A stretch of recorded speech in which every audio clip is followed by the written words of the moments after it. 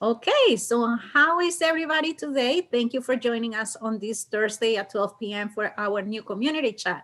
We're going to be talking today about 6 meals a day for weight loss. Who could think that eating more actually can help you lose weight? That's the topic of the day. We have a lot of people registered, many attendees already joining us. And of course, we have one of the greatest dietitians that I know, and it's amazing. And she's a colleague, and we work together at Montefiore, and she's in Montefiore in the Bronx, Jessica Shapiro. So thank you, Jessica, for being with us today. I'm so happy that you're here. So let's start, and maybe you want to tell us a little bit about yourself. Where do you work? How did you get into nutrition? Sure. Thank you so much, Sandra. And the feelings are mutual. I'm happy to be here today and talk about anything nutrition. So I've been at Montefiore for 12 years, and actually 12 and a half years. And I'm the Associate Wellness Nutrition Manager, registered dietitian, and certified diabetes education and care specialist, or whatever it's called.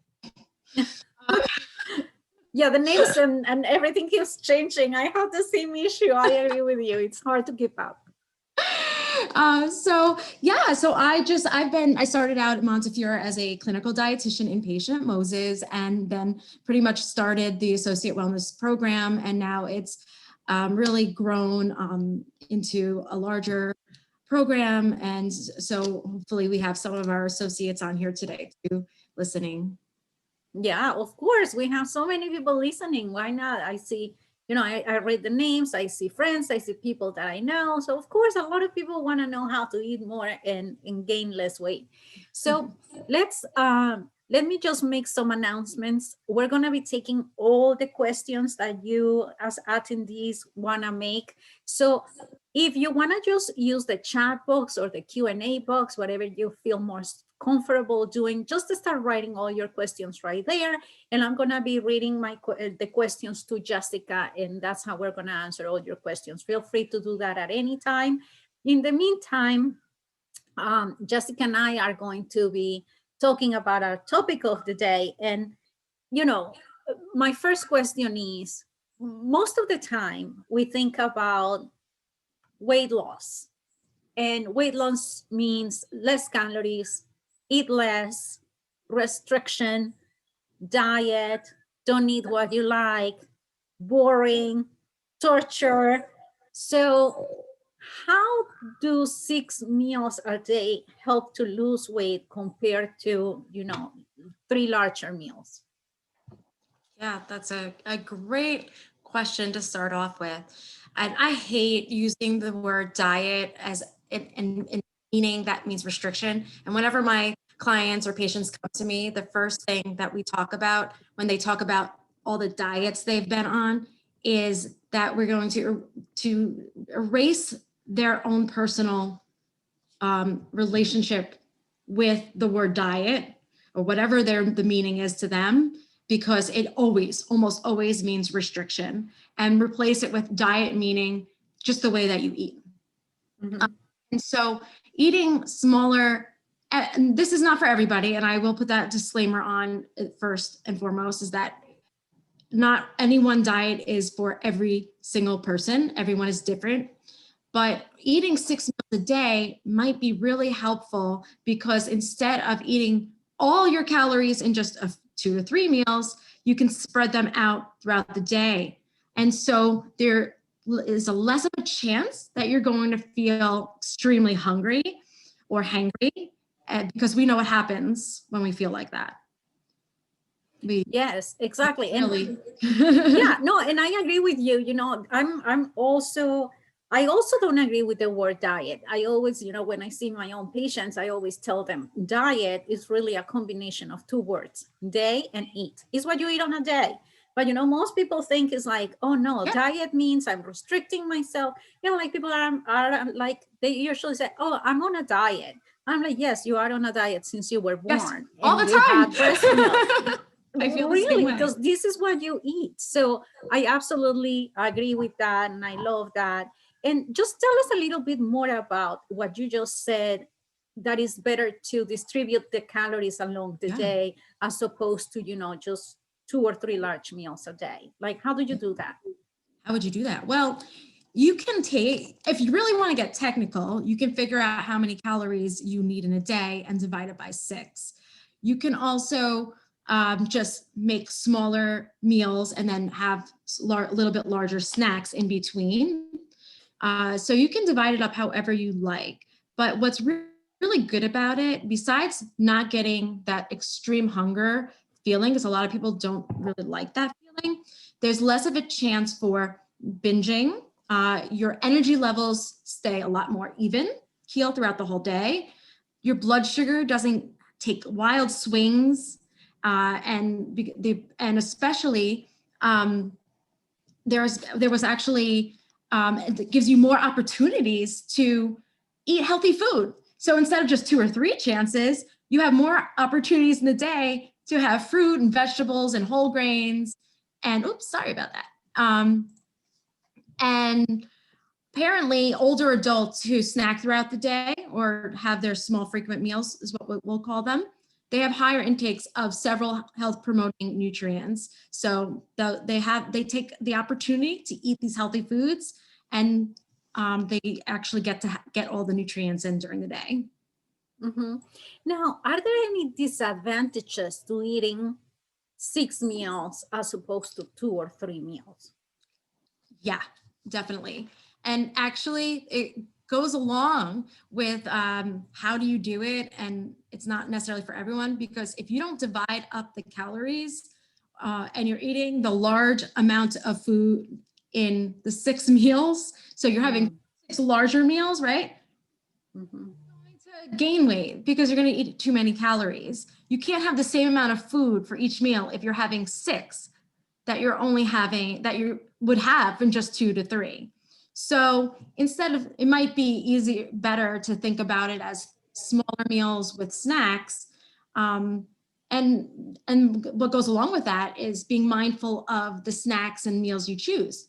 So if they're not satisfying, so if you decide that one of your meals is going to consist of candy, let's say, then it's going to lead, just the same, going to lead to overeating later on in the day. So if it's not planned, it's easy to make bad choices. So, yeah, go ahead. Let me ask you something. So, for example, let's say, the general rule is that we need 2,000 calories a day, which I know it's not true because it depends on your shape, on your size, if you're male, female, physical activity, if you're tall or short or whatever it is. But let's say, the golden rule is 2,000 calories a day. So what's the difference between eating the 2,000 calories a day, let's say divided in 3 meals, as opposed to the 2,000 calories divided in 6 meals? Wouldn't that be the same? Like what would be the difference? Yeah, it would be that, in that sense, it would be the same. It's just when you're eating and how you're dividing it up throughout the day. So it's going to impact your body the same. But it might not be, I think a lot of it comes down to, besides the differences and the nuances of our genetics, and we could talk a little bit more about that later, but it may just be about convenience and what your lifestyle is. Someone who is working in the hospital, for example, as a nurse who only has a short period of time during the day to eat, not going to necessarily be a convenient lifestyle to have many small meals spread throughout the day. Mm-hmm. Mm-hmm. And my understanding is also that, for example, in this, I think the perfect example is Thanksgiving Day, right? Like we don't eat breakfast, we're probably cooking throughout the day, and then we sit down and we just eat so much that you have to unbutton your pants and sleep and, do all these things. So it's like, okay, you might be eating your same 2,000 calories, but you're eating them all at once. And there is something you mentioned that I think is key here. And you said sugar levels and how like 6 small meals a day help to regulate your sugar levels. And obviously, this has a lot to do with metabolism. So Jessica, would you kindly explain in simple words what metabolism is and how this whole sugar thing works so that people can understand why eating this one big meal in, a day is not healthy compared to, dividing the calories. Absolutely. There was actually a study that showed that a 6 meal diet was more effective at controlling blood sugars in obese people who have prediabetes or type 2 diabetes.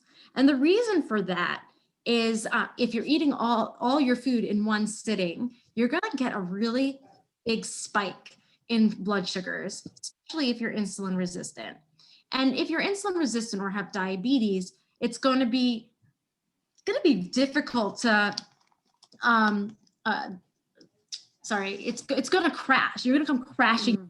right? And we feel really bad when we have really low blood sugars.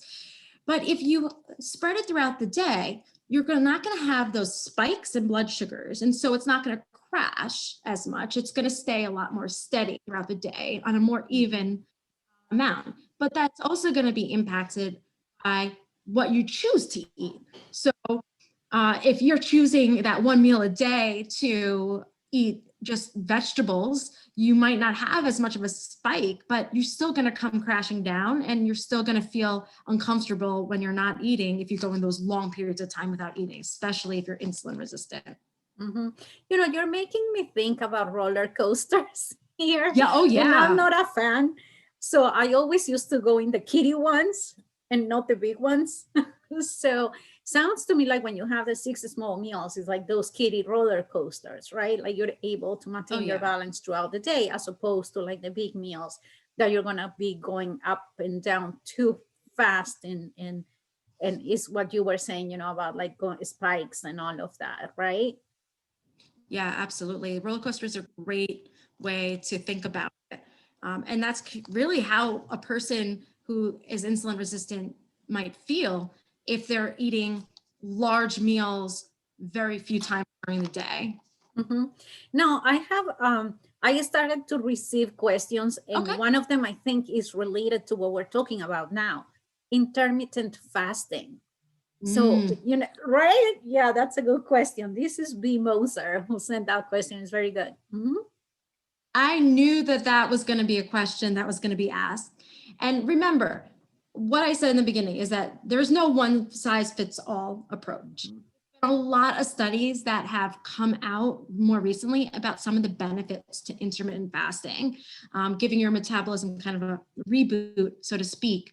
And now, what I'm going to say, number one, is for somebody who you can do intermittent fasting, there's a wide variety of ways to go about it. You don't necessarily need to, there's no specific formula that is the best that from what I've read. There is a lot of benefits that are coming out about it. And do you want to you could still have small frequent meals and still engage in intermittent fasting by making sure to have a solid overnight fast and a smaller window of opportunity to eat. But also if someone is diabetic, I would be or at risk for diabetes, I'd be very mindful and cautious about how it's also considered time restricted eating. So I'd be very mindful about what that window is for the diabetic, and making sure not to go too long a time period, especially if somebody is on medication and insulin. So there's a lot of considerations, and that's why I couldn't make like a blanket statement on which, but all of these diets, the key behind them is you eat less. The studies show that that get very similar results. So if you follow the diet, and in diet, I'm not saying restriction, diet, I mean a certain way of eating, then you're going to see results. Mm-hmm. And my feeling is also that everybody, and I literally mean body, responds different to different approaches. So, I know people who've done very well with the intermittent fasting, then some other people haven't. And it Yeah. has something to do also with the way your body responds to the different diets. So I think that Yeah. it's also important to try different things. If something didn't work for you, it's not the end of the world. You just have to move to the next plan. And, Yeah. and before, because people have started asking, like, what do I eat for breakfast and snack and Yeah. all the, but before we get into those details, we have another question. Is there a Sure. formula to figure out how many calories you should eat per day? There are many different formulas to figure out how many calories you should eat per day. I mean, a general a very easy formula that we use as dietitians is about 25 calories per kilogram is a good maintenance. But if you're overweight or obese or need to lose weight, then you're going to need less than that. So, my recommendation is to work with a dietitian to figure out what your needs are. But I'll tell you, just from experience, I find that most women who are around, let's say, 5'3", 5'7", 5'2", whatever, who want to lose weight, it's like usually 1,200 calories, 1,300 calories tend to be a pretty a number that usually works pretty well. But if you pick a number and you're not losing the weight, then you might want to adjust it. But there's so many factors that play a role in that. I mean, you mentioned metabolism. So going back to our metabolisms are all different. We have different resting energy expenditures, which is the amount of energy we need for when our body is at rest and no activity is going on. So Mm-hmm. part of it is that play a really huge role in all of this. It will also play a really big role in how we experience our hunger, how we experience our fullness, how variations in our genetics determine our appetite level and satiety, and also which eating pattern is going to work best for us. So, it also determines what macronutrient makeup would be more ideal for you. So it's not just about when you eat, it's about what you actually choose to. Mm-hmm. And thank you, Jessica, for saying that. Definitely, in order to know exactly how many calories you need and all of that, it's good to work with a registered dietitian. And so that everybody knows, Montefiore Nyack has started outpatient nutrition services for the community. As of April 1st, Great. we have these Oh, services. Yes. So if anyone is interested on talking to a dietitian and learning more, you can definitely, I'm going to write down the number, 845-348-2004, and make an appointment with a dietitian. So, but that's just like a little parenthesis there. So let's start giving examples, please, because sure. people are asking me, can you give a sample meal? What's good for breakfast? What can I eat every day? How do the balanced small meals need to look like? So let's get Yeah. into that. All right. So absolutely. So this, as you can see on the background, this is my healthy eating plate. I know there's so many variations out there. I really like this one from the Harvard School of Public Health, so anybody could access it. Is that it gives you a little bit of detail about. Sorry about that. I'm trying to move our pictures away. It gives a little bit of detail of what we're looking for, right? So a balanced meal, what does it have? A balanced diet. There we have vegetables. We want to choose as many vegetables as possible. We want fruit, all different colors. The more colors of fruits and vegetables, the better. We want to use hard, healthy oils, such as olive oil for cooking on salad, and we want to limit some of the unhealthy fats.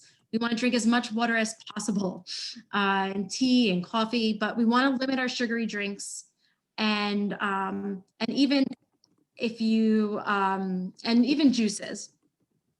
Whole grains. So we're going to have our carbohydrates. So we want to try to have as many whole grains as possible and to limit our refined grains. And then we want to have our healthy protein. So the best thing that we can do is think about this plate. And in each of these small meals, how can we pick out the foods that will fit into this plate? So we want to start simple. And anybody here this is actually goes back to one of the first questions asked, is you can go to myplate.gov And there's a plethora of information, and you can actually calculate out your estimated nutritional needs as well. So the difference between the plate I just showed you and the plate from myplate.gov is this myplate.gov has dairy incorporated. And I find that that a lot of people are lactose intolerant, so it isn't necessarily a staple for everybody, but we do want non-dairy foods that are fortified with calcium and vitamin D, if you not get, especially if you don't get your sun as much. So I really like this as a really good idea to keep in mind on how to make your balanced meal and snack.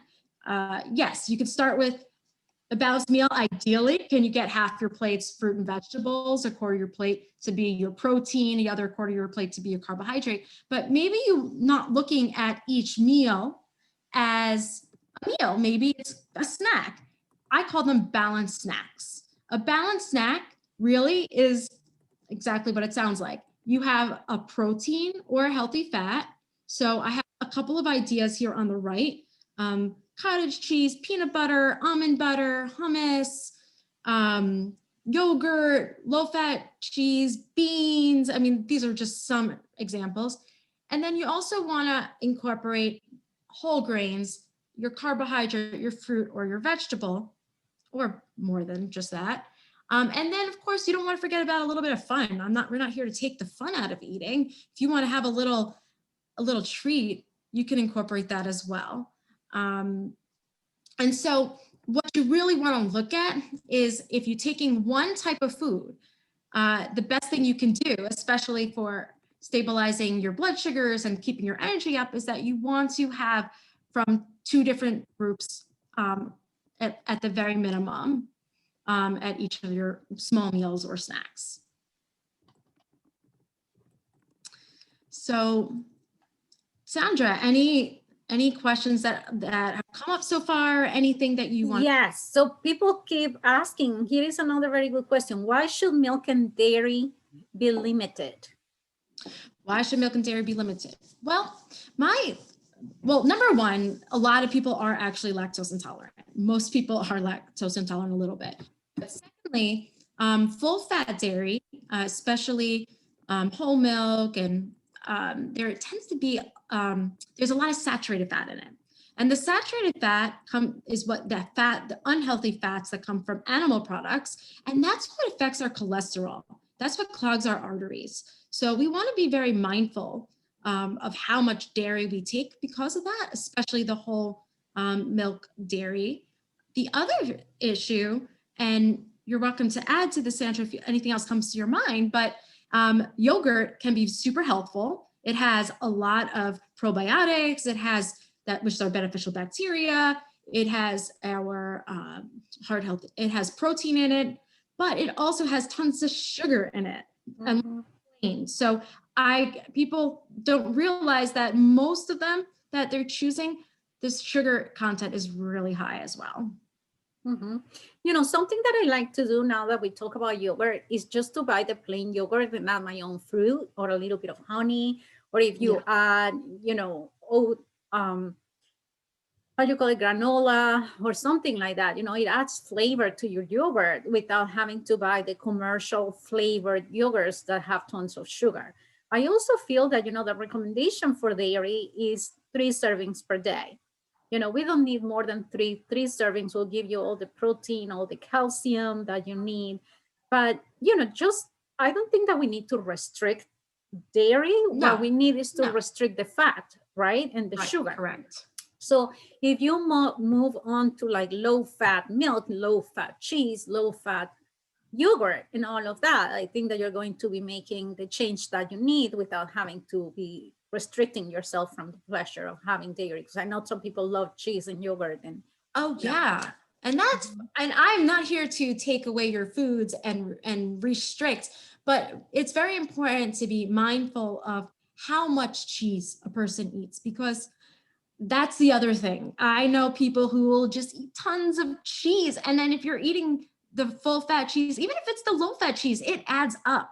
So, and the calories add up too, and you don't even realize it. Exactly. Now, should we start talking about breakfast? People are asking questions about Sure, breakfast. sure. What are the questions about breakfast? Like, what should a breakfast look like, for example?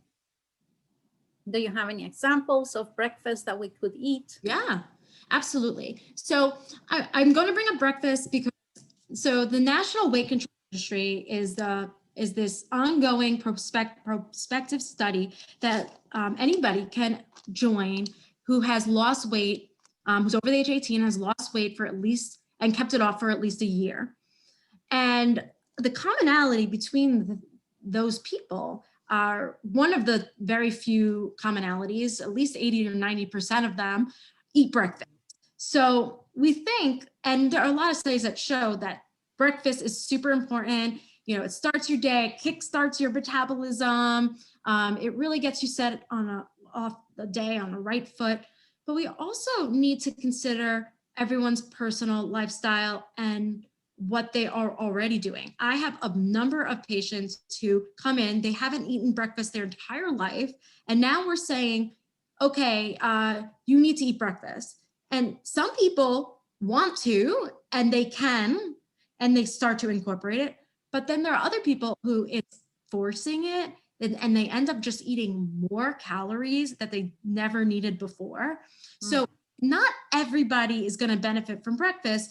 Again, everybody is very different. And especially if you are doing intermittent fasting and that's part of your week and your routine, breakfast might not be the thing that you need. But if you are eating breakfast and you want to know what to eat for breakfast, you can still eat it healthfully and it can be incorporated. And I eat breakfast every day. So I am happy to tell you what I enjoy for breakfast and give you a little bit more insight. You always want to think about this balanced snack, small meals, right? I always have some kind of protein or healthy fat. My favorites for breakfast are plain yogurt, like you mentioned. I always use either Greek yogurt or just regular plain yogurt, and I add my own fruit to it. My favorite is blueberries or strawberries, and I'll get a little granola, but very small amount, because granola, again, especially depending on the kind you get, can have a lot of sugar in it. So I try to have stick to what the portion size says on the label. That is probably my biggest breakfast that I have most days. The other breakfast that I love to have is like an avocado toast. So a healthy protein or a healthy fat. Avocado is technically a fruit, but it is a hard, healthy fat. On a slice of whole grain bread, I love to add some tomatoes to that as well. That's another one that I really enjoy. And it has the whole grain and it has your healthy protein. Sometimes I try to add either a fruit or a vegetable to that. And then the last one I'll mention that I eat are eggs. Now, eggs, I know are going to get that people think about eggs. People still think about the cholesterol in eggs, but the studies show that cholesterol in the eggs are just not affecting our blood cholesterol the way that you think it might, because it says cholesterol. It's the saturated fat and the trans fat. And the egg is very low in that, no trans fat. But what the egg does have is a ton of nutritional value to it, tons of nutrients in it. And one of the most important nutrients that is superiorly underrated right now is choline, which is needed for our brain health. So I'll have an egg. I'll make my own little omelet with I love adding salsa to it, or chopped tomatoes, a little bit of cheese, and I'll have like a whole grain toast. But I try to stick to just one. I don't go carb free at all, but I don't go overboard. Mm-hmm. And now that you say carb free, what about gluten free? Because, Mm-hmm. that's another fat. And I feel that, as a matter of fact, so many products now say gluten free, like it's an advertisement kind of thing, because It is. even, they put lemons in a bag and they label it gluten free. So, Yeah. what, talk to us a little about gluten free, Jessica, please. I love that you can look at a box and know if it's gluten-free, but then you won't know if it's always been gluten-free. It is kind of a marketing ploy, but there is some truth to it. I mean, if you are actually gluten intolerant or you have celiacs, you need to be gluten-free, period. And that's a very strict diet. That is the only way to manage the symptoms. There is also something called gluten intolerance. That is a debatable issue, whether it's real or not. Some people debate it. I find that there are certain conditions that keeping gluten out of the diet has been helpful for.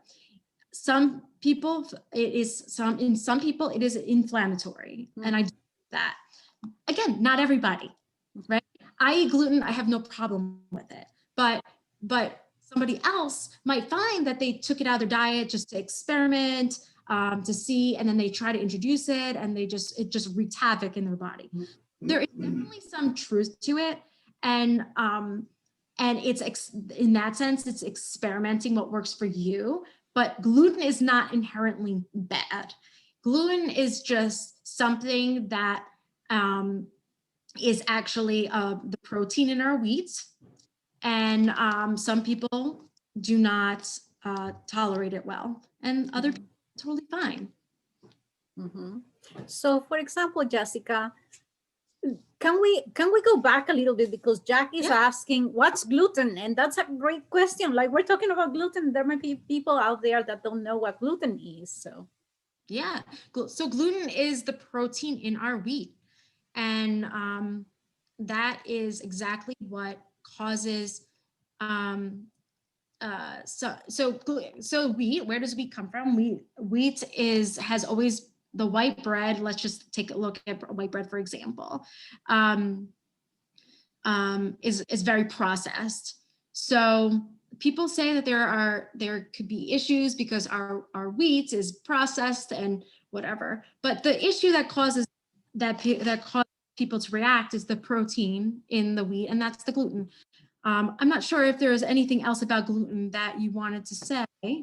Well, the way that I like to describe gluten is when I see people make pizza, for example, and you see that people like you stretch the dough. Gluten is what gives the dough that property to stretch. The elasticity. It's kind of elastic, right? It's kind of elastic. So that's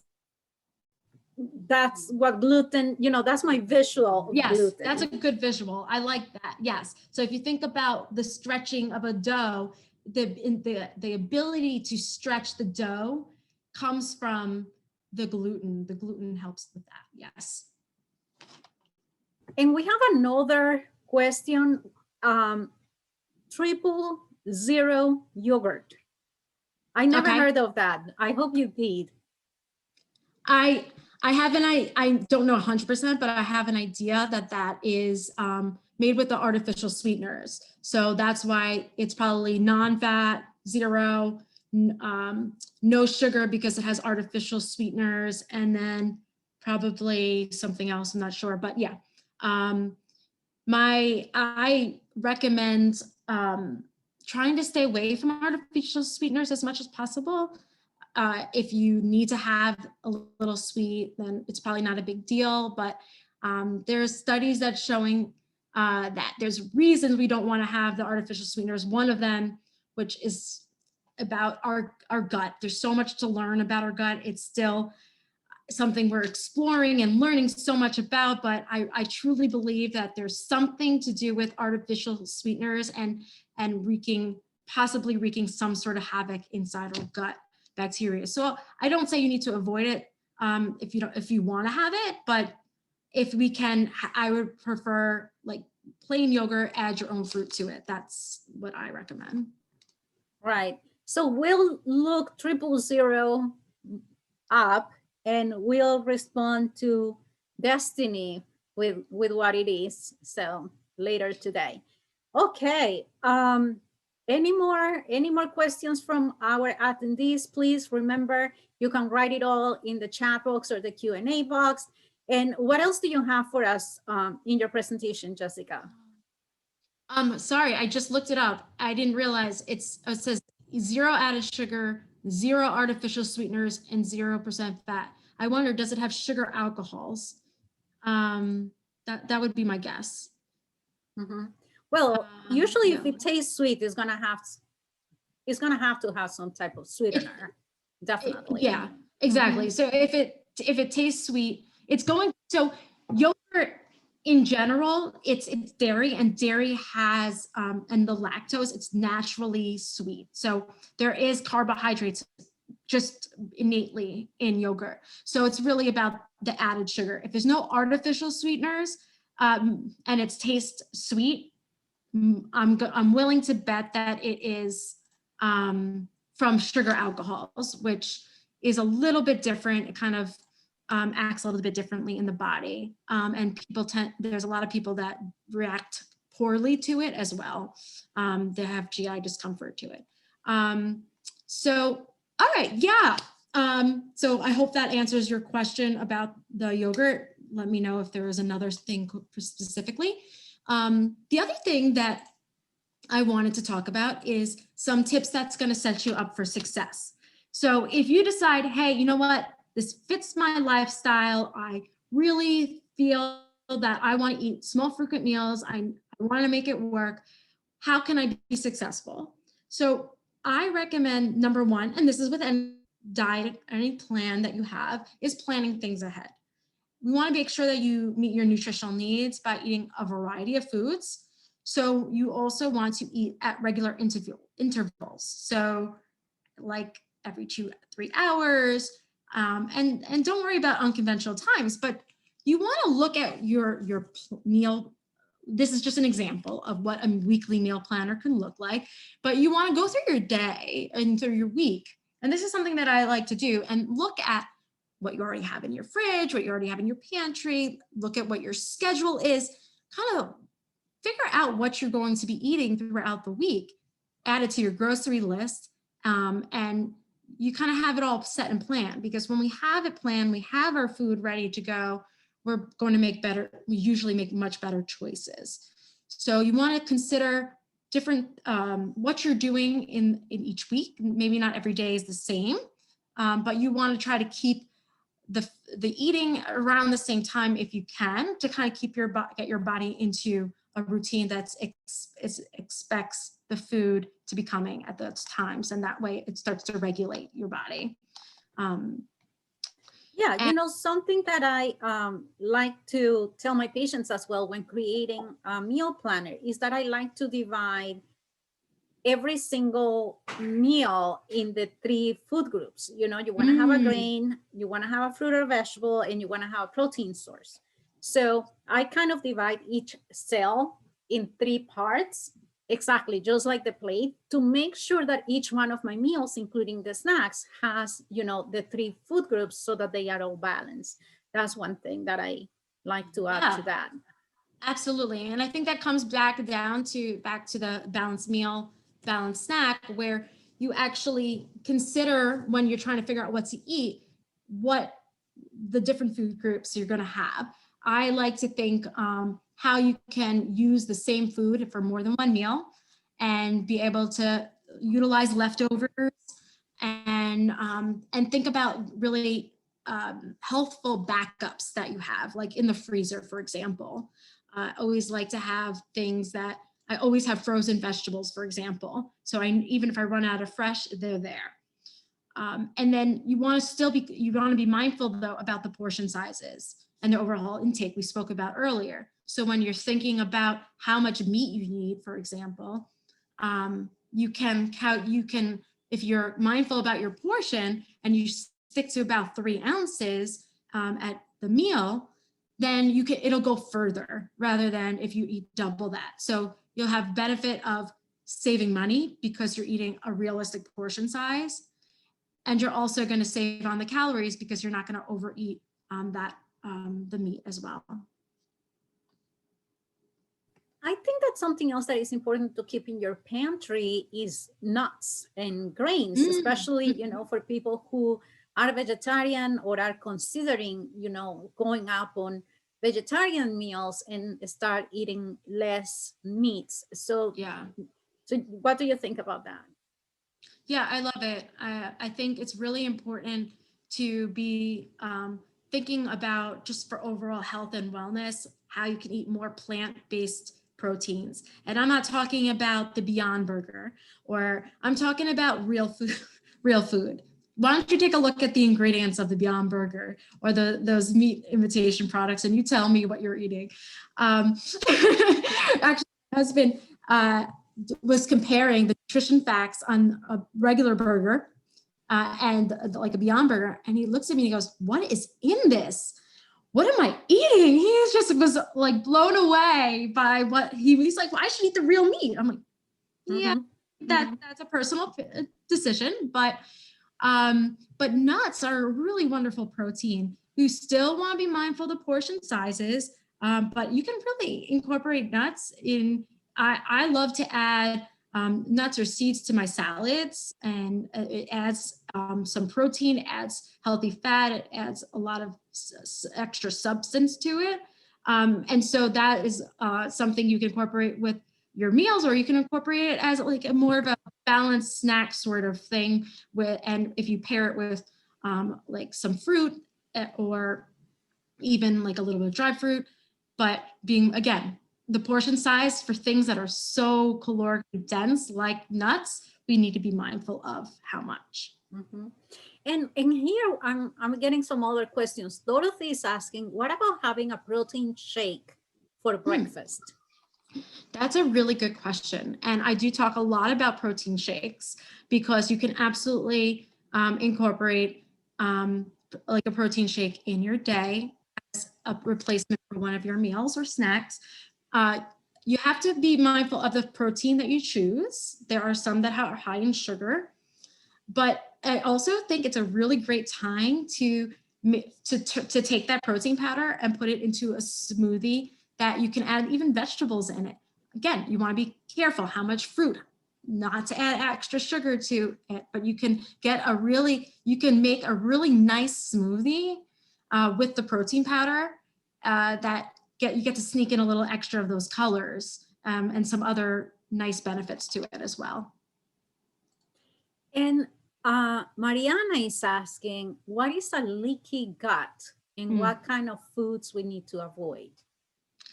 Yeah, so leaky gut is, so basically in your intestines, you have epithelial cells that cover it, right? And so each cell should be in there nice and tight.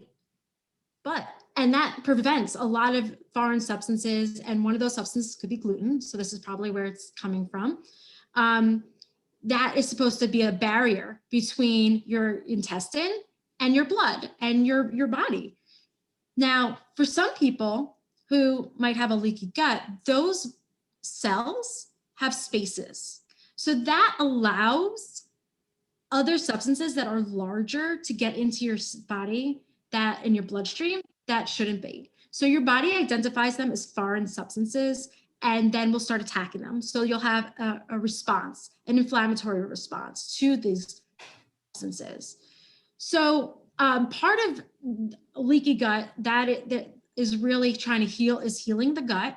And that's something you really want to work with a practitioner who is knowledgeable in leaky gut. And there are a lot of things that you would want to look at and to check what the underlying cause is of the leaky gut. So leaky gut is more of like a symptom, and it's still also another really debatable condition, whereas some people believe it to be true, some people don't believe it to be true. But overall, if you're feeling that you might have a leaky gut, or you're feeling that you're getting symptoms that are not normal, then you seek out a practitioner where you can really get what the underlying or root cause is in order to kind of figure out how to heal and also what foods that would work for you best. Right. I think that, a lot of the GI symptoms that we might feel just in general, as the general public, like leaky gut, like gastritis, reflux, Mhm. or just, some discomfort, like, pain or gas. I think that it's important. That's why also it's important to work with a registered dietitian to keep a diary of foods that you're Yep. eating every day. That way you can identify those triggers, because Yep. it's hard to say, oh, you're feeling, because you have a leaky gut, is then stop eating this. That's not really how it works. This is how it used to work and how nutrition used to be Yeah. 30 years ago, where you got a diet and a whole list of do not eat this, and Right. that.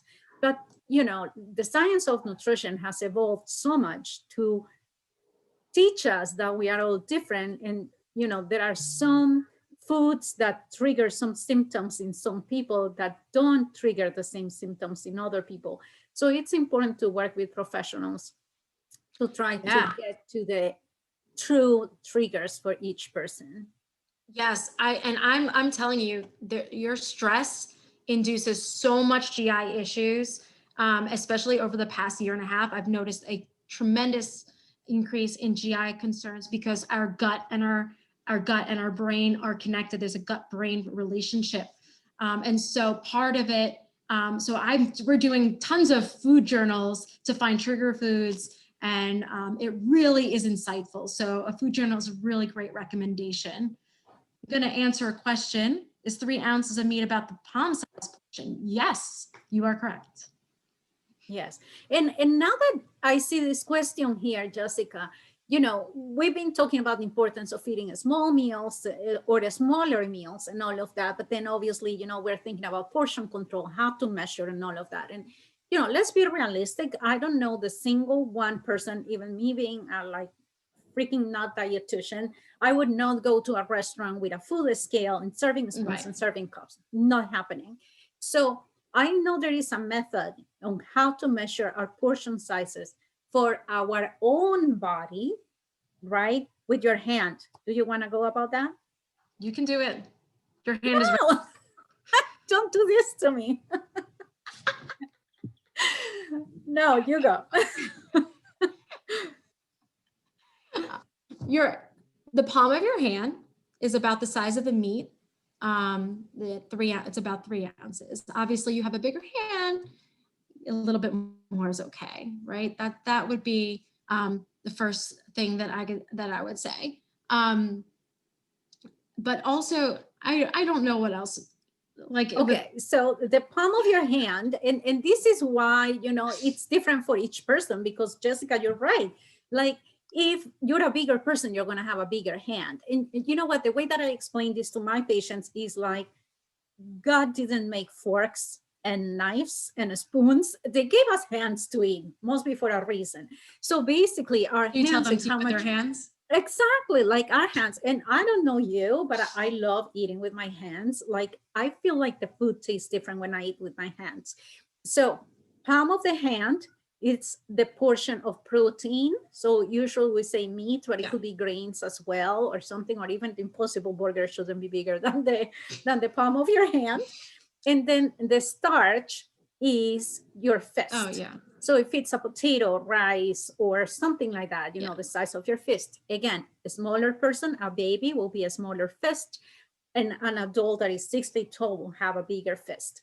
And then the way that I like to say is that plenty of fruits and vegetables. So use your 2 hands full for fruits and vegetables. And that's about how you put it on your plate as well, because it's like half Yeah. of your plate is fruits and vegetables, and then your fist for grains, and your palm or your palm, I will say it Yep. this way, for meat. And that pretty much gives you exactly how much you need to eat. So if you're at home and you're the one who serves meals for your family, it's easy to kind of eyeball everybody's size on their hand and and portion the food by the size of the hands of your husband, children, yourself, whomever lives in your household.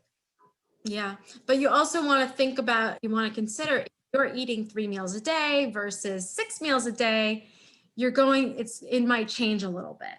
So I know we're getting towards the end, and I wanted to give you, well, before I get to that, I want to talk about just a little bit about hunger and satiety, because, even though this is what theoretically you could be having, based on your this, but you also want to consider your hunger cues and satiety cues. So even if your plate is full, and if you've gone 3/4 of the way, half away, and you realize that you are done eating, it's okay to not finish the plate. So don't need to, there are no definitive answers, because some days you might be extra hungry and some days not as hungry. But if you can be in tune to what your body is telling you, then that's going to also help define how much you need to eat as well. So the more regular you get, the more routine you get, that is also very helpful in your cues being very loud and clear for you. Mm-hmm. And we have another question. It's about calories. And this person is asking, what if I eat less than 1,200 calories? But I think that, the most important thing to talk about is not 1,200 calories per se, because the calories are different for everybody. Yeah. But is there a low limit for us to have in terms of calories, right? Because we all want to eat less calories, but how much is too much in terms of too little? And what are the consequences of not eating enough? I think that's important too. That is really important, because I do have people come to me and they're really not eating enough. If you don't eat enough, your metabolism actually slows down, because your body thinks that you are starving yourself. And so if you take back many years ago to caveman period, where you didn't know when you were getting your next food, the next meal, your next meal, your body is super efficient machine. It will hold on to your food and your fat stores and your calories as much as it can. So I don't have an exact number per se, but if you are engaging in a very low calorie diet, so I'd say under 800 calories, there should be a reason for it.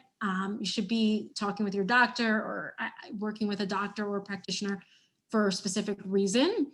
But if you find that you're not eating a lot, you're eating under 1,000 calories, and all other things seem to be working well in your body, and you're getting exercise, but you're just not losing weight, try adding a couple or 200 calories and see if that makes a difference. And I've seen it make a difference before. Yeah, no, me too. I've had patients that I've told them the problem is that you're eating too little. Yep. I've had patients that say, listen, all I have is a cup of coffee or 2 cups of coffee a day and a toast. And I'm like, that's your problem. You're not eating, and they start eating and they start losing weight. So again, it's like everybody's different. So you have to try different strategies. And what to do is important to discuss with our registered dietitian. So here, I love all the ideas. Jessica, you've given us a lot of inspiration, as your slide says. But also, I think that it's important. The message here is important to eat. It's important to eat throughout the day. Don't starve yourself. Make sure your meals are balanced. Create a nice shopping list and plan your meals accordingly, or according to your plate or my plate, the graph that you were showing in the beginning. And, we only have a few minutes left. Jessica, any last minute thought? Sure. Yeah, I know someone wrote, where is day 2 and 3 on the side? So I just picked 4 random days. If you go to Fitbit blog, you can get all of them. It actually is a pretty decent example on this 7-day kickstart that they have. I just realized that it's only five meals, if you will. But yeah, the last thing I'll say is, there's no one size fits all. You can absolutely, if you need ideas, Pinterest, I got these on Pinterest. Really, try to look at balance, eat throughout the day. Colors are your friends, as many colors as possible. Fruits and vegetables are your friends. And try not to look at food in any negative or positive way. Positive, always positive, but don't vilify food, because most food fits. And but you want to focus on the most healthful items because they're going to give you the biggest bang for your buck. And a calorie is different for everybody. And so working with a dietitian is going to help you the most to be able to personalize your recommendations. And but hopefully this will give you at least some inspiration and some ideas on some things that you can do. Mm-hmm. And why not to say, if you need more inspiration and you are a Rockland, Westchester, Bronx resident, look in Lawhood, because Jessica writes great recipes for Lawhood. So You too. Jessica and I write healthy recipes every month for Lawhood. So you can find our recipes there and get more inspiration. And then I also would like to invite you for next week. I'm actually off. So no community chat next week. I'm going to be attending my own seminar for training. But in 2 weeks, I hope to see everybody back for a very touching community chat.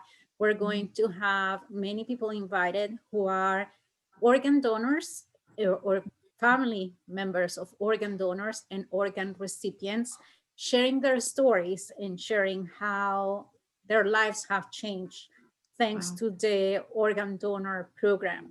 So it's going to be definitely a very heartfelt session. So I hope everybody's there to accompany our panelists, who are amazing people with amazing and inspiring stories. Jessica, thank you. I love You're seeing you. very Even if it's through welcome. camera, but it's really great. I know. In person one time again. One day. Yes, yes. Well, in the meantime, we'll keep having fun in Zoom. Who cares? Absolutely. Okay. Thank you to all of our attendees and have a very good rest of the day. Enjoy the sun.